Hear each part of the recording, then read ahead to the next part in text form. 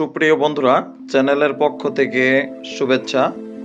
আসুন আমরা খুব সহজেই একটি টিউলিপ ফুল আঁকি। তো বন্ধুরা, খুব সহজেই দেখুন, লক্ষ্য করে ভিডিওটা দেখবেন। আমরা আবার এই ভিডিওটার রংটাও আপনারা দেখতে পারবেন আমাদের চ্যানেল থেকে।